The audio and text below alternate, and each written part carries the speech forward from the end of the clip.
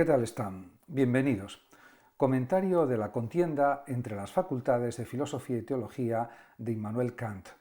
Realmente es un libro muy interesante que está en la editorial Trota, con un estudio preliminar de José Gómez Cafarena y la traducción del texto de Kant de Roberto Rodríguez Aramayo.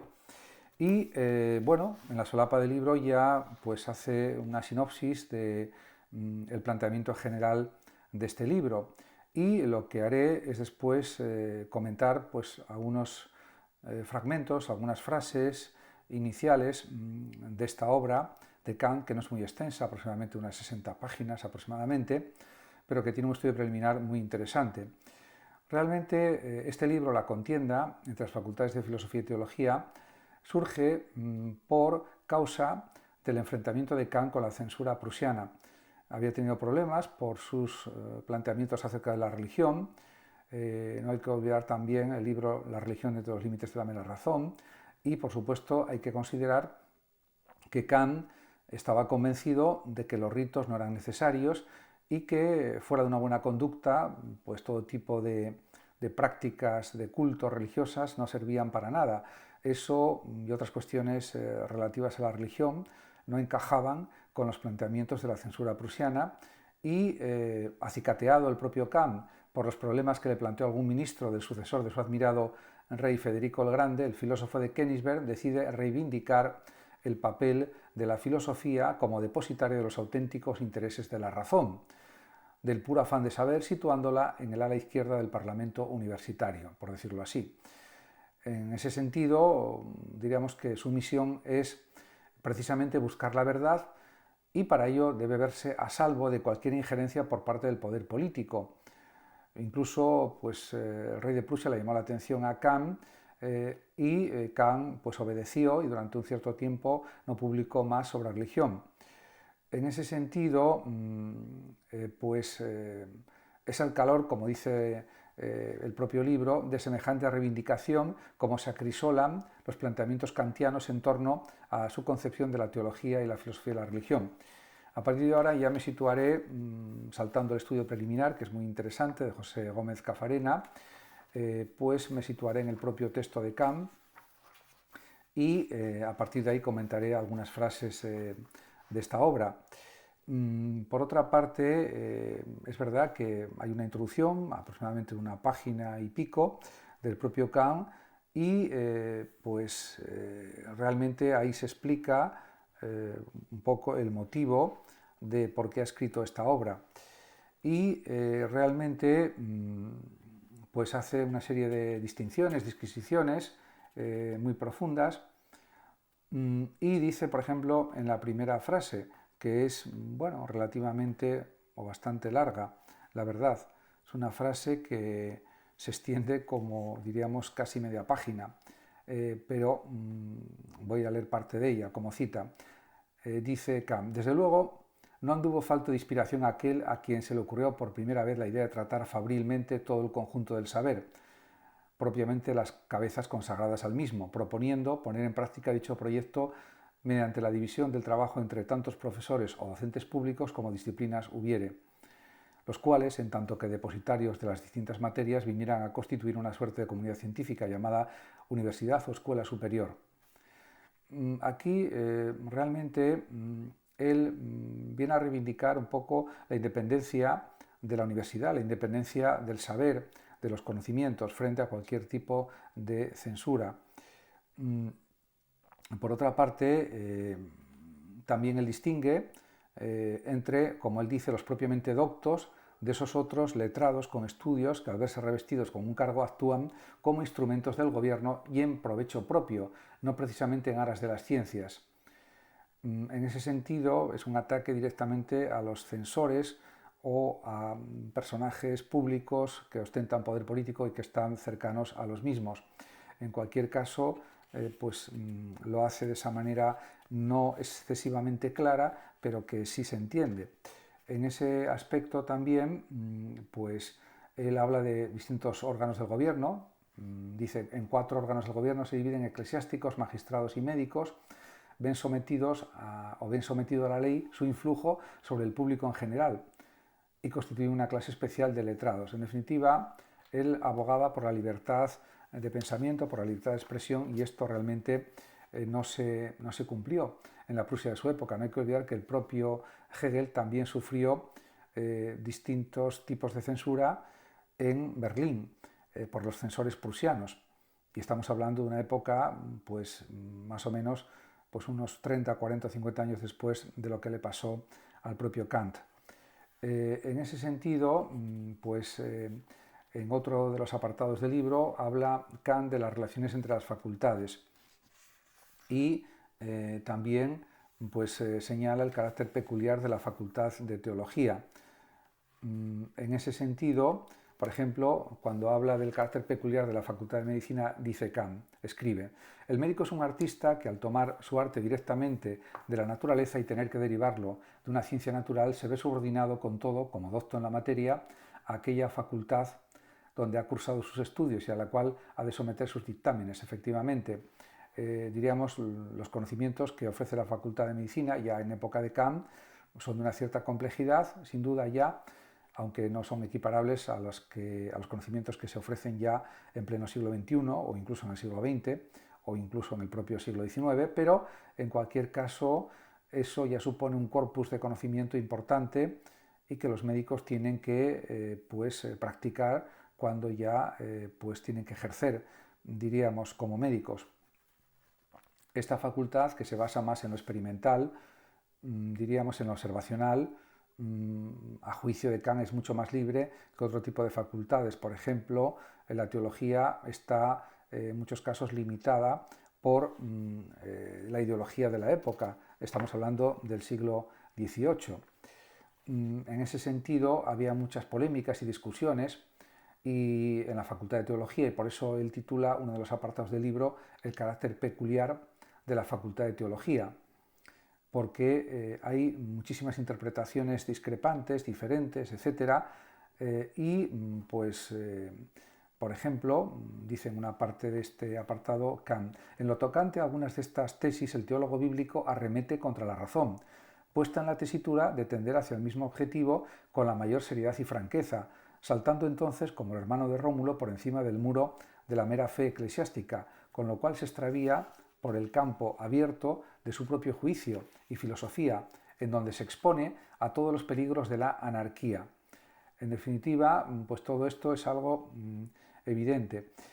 Por otra parte, también, por ejemplo, habla de la Facultad de Derecho, el carácter peculiar también de la Facultad de Derecho, y efectivamente las leyes también son interpretables, pero hasta cierto punto nada más. La interpretación no puede ser infinita o descabellada o errónea o arbitraria, podríamos decir. En ese sentido, por ejemplo, en otra de las frases escribe Kant: la queja del jurista respecto a que resulta ocioso esperar una norma perfectamente definida en el terreno de la jurisprudencia, jus certum, no ha lugar para el teólogo bíblico, que tiene más capacidad de interpretar, porque no hay límites a su interpretación, o hay unos límites mucho menores que los referentes al derecho. En ese sentido, eso se entiende perfectamente, que lo diga el propio Kant. Por otra parte, por ejemplo, los teólogos bíblicos generalmente no están expuestos a refutaciones radicales. En cambio, en el derecho sí, aunque es verdad que hay distintas jurisprudencias y hay distintas leyes en unos países, con lo cual diríamos ahí el elenco de interpretaciones también es más amplio, pero no tanto como, por ejemplo, en la teología, generalmente. En ese sentido, también habla de la Facultad de Filosofía y dice el propio Kant, escribe: la Facultad de Filosofía comprende dos departamentos, el de la ciencia histórica, donde se inscriben la historia, la geografía, la filología, las humanidades, con todo cuanto presenta la ciencia natural del conocimiento empírico, y el de las ciencias racionales puras, matemática pura, y de la filosofía pura, metafísica de la naturaleza y de las costumbres, así como la mutua correlación entre ambas partes del saber. En ese sentido, hay una característica muy específica de la filosofía, que es que puede analizar y criticar y someter a examen la verdad de cualquier ciencia, de cualquier otro conocimiento, de cualquier disciplina, y así lo señala el mismo Kant. Escribe: la Facultad de Filosofía puede, por lo tanto, reclamar cualquier disciplina para someter a examen su verdad. En ese sentido, porque la filosofía ejerce la razón, y la razón es lo más sublime del ser humano, es lo más alto, es lo más elevado de la inteligencia humana. Por lo tanto, la razón es igual a inteligencia, y en ese sentido todas las ciencias, todos los conocimientos están sometidos al examen de la razón, de la racionalidad, y la razón es lo propio específicamente de la filosofía. En ese sentido, pues, por ejemplo, diríamos, él establece algunos ejemplos prácticos, el mismo Kant, y dice: si, por poner un ejemplo, los predicadores o los magistrados se dejaran llevar por el antojo de comunicar al pueblo sus reparos y dudas frente a la legislación eclesiástica o civil, le harían sublevarse con ello en contra del gobierno. En cambio, si son las facultades, en tanto que centros de investigación, quienes se limitan a participarse mutuamente tales dudas, el pueblo no recibe prácticamente noticia alguna de todo ello, al darse por satisfecho con el reconocimiento de que semejantes sutilezas no son asunto suyo, y se sienten vinculados tan solo con cuanto le hacen saber. Se sienten vinculados, se entiende, o vinculado el pueblo. Y también en cuanto le hacen saber los funcionarios comisionados por el gobierno a tal efecto. En ese sentido, esto es algo cierto, indudablemente. En cualquier caso, es verdad que la época de Kant se vio sobresaltada precisamente por la Revolución Francesa de 1789, que, por cierto, fue reconocida como algo grandioso por el propio Kant, porque significaba plasmar los ideales de libertad, igualdad y fraternidad, ideales muy deseados y, por supuesto, que forman parte del idealismo kantiano, en ese sentido a nivel moral, podríamos decir, a nivel ético. Pero, en general, en su filosofía, él defiende siempre la libertad, la autonomía de la persona, el atrévete a pensar por ti mismo, etc. Y, pues, realmente, pues él continúa con estas afirmaciones, análisis y valoraciones de forma pues, bastante compleja y realmente pues, hace pues, unas distinciones pues muy finas, muy precisas. En ese sentido, podemos decir que el libro es un ejemplo de análisis minucioso de cuestiones de su época, de interpretaciones, etcétera, y pues realmente también pues hace un análisis de las objeciones o de las exégesis que se hacen a distintas interpretaciones o conocimientos. Por eso dice el propio Kant: contra estas reglas hermenéuticas oigo proclamar lo siguiente. Primero, se trata en suma de juicios emitidos por la Facultad de Filosofía, la cual se permite así entrometerse en el terreno de los teólogos bíblicos. Respuesta: mientras que para el credo eclesiástico se requiere una erudición histórica, para la fe religiosa no se necesita sino de la razón. En efecto, en definitiva, él pone en valor a la razón, que es más importante que la fe religiosa y que es más importante que cualquier tipo de juicio emitido a nivel bíblico, desde una interpretación puramente teológica. En ese sentido, pues también él observa distintas contradicciones en la Facultad de Teología, y por eso escribe también Kant: si por lo que respecta a la exégesis, a la interpretación, no puede dejar de darse una disputa entre ambas, entre la Facultad de Teología y la Facultad de Filosofía, vamos a decir, pues no se me alcanza otra componenda que la siguiente: cuando el teólogo bíblico cese de utilizar la razón para tal fin, entonces el teólogo filosófico cesará de utilizar la Biblia para confirmar sus tesis. Lo que no puede ser es lo contrario, o que haya una simple anarquía interpretativa o epistemológica, porque eso sería algo siempre absolutamente absurdo y negativo. Por lo tanto, realmente, pues él también hace una crítica a algunas cuestiones de la religión cristiana. Dice: objeción: ¿cómo se le puede decir a un espiritualmente muerto levántate y anda, si este imperativo no se viera secundado por un poder sobrenatural para devolverle la vida? Respuesta: esta voz tiene lugar en el hombre gracias a su propia razón, en tanto que alberga dentro de sí el principio suprasensible de la vida moral. Por lo tanto, para él, la religión es una forma de vida moral, de vida ética. Eso también lo expresa en otros escritos anteriores a este, y pues aquí queda manifestado también de otra forma.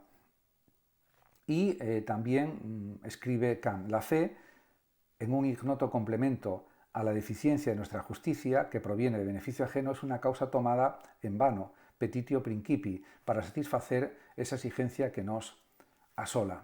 La exigencia de saber que hay vida después de la muerte, de que existe un Dios que nos protege, etc. En cualquier caso, también él hace otras consideraciones acerca, por ejemplo, de las sectas religiosas y de otras numerosísimas cuestiones. Muchas gracias a todos por su atención y hasta mi próximo vídeo. El que lo desee puede compartir este vídeo, darle like o suscribirse a mi canal de YouTube. Hasta siempre.